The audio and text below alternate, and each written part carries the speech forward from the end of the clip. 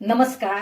आज आपण बनवणार आहोत तुरीच्या दाण्यांची भाजी. हिवाळा चालू असल्या कारणाने बाजारात भरपूर प्रमाणात तुरीच्या शेंगा येतात. तुरीच्या शेंगा निवडून घेतल्या आणि त्याचे दाणे मी मिठाच्या पाण्यामध्ये स्वच्छ धुवून घेतलेले आहेत. तर ही भाजी मी तुम्हाला पारंपरिक पद्धतीने बनवून दाखवणार आहे. मी सांगितलेल्या पद्धतीने आपणही ही तुरीच्या दाण्यांची भाजी बनवून पहा. चला तर मग बनवूया तुरीच्या दाण्यांची भाजी. तुरीचे दाणे आपण व्यवस्थित भाजून घेऊया. भाजताना ह्या तुरीच्या दाण्यांना मधनं हलवत राहायचं की जेणेकरून ते करपणार नाही, याची काळजी घ्यायची. आणि त्याचा खमंग वास सुटला की आपण हे दाणे काढून घेणार आहोत. असे हे दाणे काढून घ्यायचे. आता आपण मिक्सरच्या भांड्यामध्ये बारीक करून घेऊ. बारीक असे करायचे की मिक्सरला फक्त एकदाच फिरवायचं, असं त्याला बारीक करून घ्यायचंय.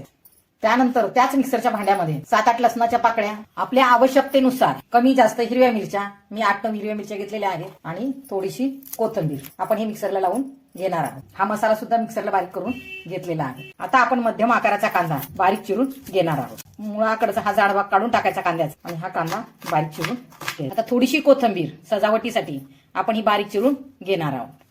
गॅसवर मी पातेलं गरम करायला ठेवलेलं आहे. पातेलं गरम झालं की आपण गॅसची फ्लेम मध्यम करणार आहोत. तेलाच्या पळीच्या मापाने आपण त्याच्यामध्ये 2 पळी तेल टाकणार आहोत, आणि ही दुसरी पळी. तेल गरम झालं की आपण त्याच्यामध्ये मोहरी आणि जिरे टाकलेले आहेत. आता आपण त्याच्यामध्ये हा बारीक चिरलेला कांदा टाकणार आहोत.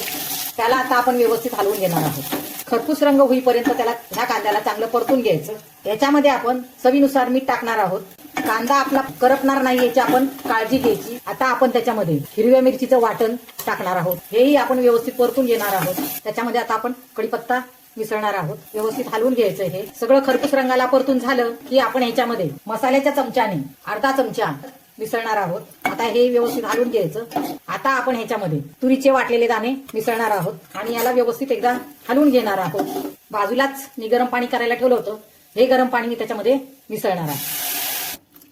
गॅसची फ्लेम आता आपण वाढवलेली आहे. याच्यामध्ये मी आणखीन 2 चमचे शेंगदाण्याचं कूट मिसळणार आहे, आणि हे 2 चमचे. आता हे पुन्हा आपण एकदा व्यवस्थित हलवून घेऊ, आणि आता आपण ह्याला चांगली उकळी येण्याची वाट पाहू. भाजीला चांगली उकळी यायला लागलेली आहे. आता आपण गॅसची फ्लेम एकदम लो करणार आहोत, आणि आता आपण त्याच्यावरती झाकण ठेवून थोडंसं अर्धवट उघडं ठेवायचं. असं झाकण ठेवून आपण त्याला 5 मिनिटं लो फ्लेमवर शिजू देणार आहोत. 5 मिनिटं झालेली आहेत. आता आपण पाहूया की झाली आपली भाजी. त्यातले तुरीचे दाणे शिजलेत का ते पाहूया. तर ते असे दाबून पाहिजे. तर शिजलेले आहेत ते. आपली ही तुरीच्या दाण्यांची पारंपरिक पद्धतीने बनवलेली भाजी तयार झालेली आहे. गॅसही मी बंद केलेला आहे.